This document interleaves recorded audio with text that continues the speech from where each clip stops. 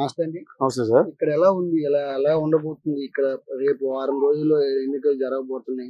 ఈ వేమూరు నియోజకవర్గానికి ఎలా ఉండబోతుంది? ఇక్కడ పరిస్థితి ఎలా ఉంది? ఇక్కడ పరిస్థితి అంతా ప్రశాంతంగా ఉండదండి. ఇక్కడ వాతావరణం అంతా బాగుంటుంది. ఎలక్షన్ అనేది చాలా పీస్ఫుల్ గా జరిగింది. ఇప్పుడు ఇక్కడ ప్రతిపక్షాలు గానీ అధికార పక్షాలు గానీ ఎటువంటి గొడవలు ఏమి ఉండవు. కాకపోతే ఇక్కడ ఉలివేరు విషయం వచ్చేసరికి ఉలివేరులో వైసీపీ మెయిన్ కాకపోతే పార్టీకి అండగా ఉండిద్ది. వేమూరు నియోజకవర్గం డెఫినెట్ గెలిపించుకుంటాం. ఇక్కడ నక్కా ఆనందబాబు 2 సార్లు గెలవడం కూడా జరిగింది. ఇటుపక్క వరకు దర్శనబాబు ఫస్ట్ టైం రావడం ఈ వేమూరు నియోజకవర్గానికి. వీళ్ళిద్దరి మధ్యన పోటీ ఎలా ఉండబోతుంది? 2 సార్లు గెలిచినప్పుడు ఉపయోగం ఉందండి. ఒక ఊరికి వచ్చి ఏం చేసింది లేదు, చెప్పింది లేదు, చెందింది లేదు.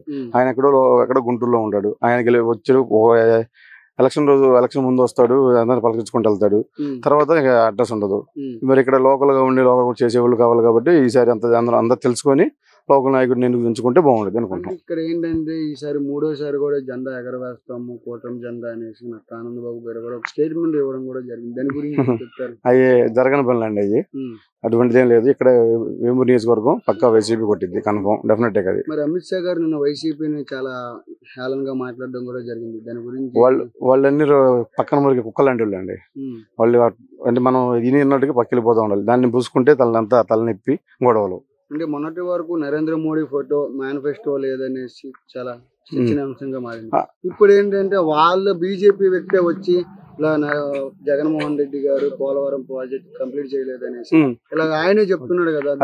మీరు చూసారో లేదో, మేనిఫెస్టోలో వాళ్ళు మేనిఫెస్టో రిలీజ్ చేసేటప్పుడు పవన్ కళ్యాణ్ చంద్రబాబు నాయుడు నిలబడి ఉన్నారు. పక్కన బీజేపీ వ్యక్తి కూడా ఉన్నాడు. అతను అసలు మేనిఫెస్టో కూడా పట్టుకోలేదు. ఎందుకు పట్టుకోలేదు?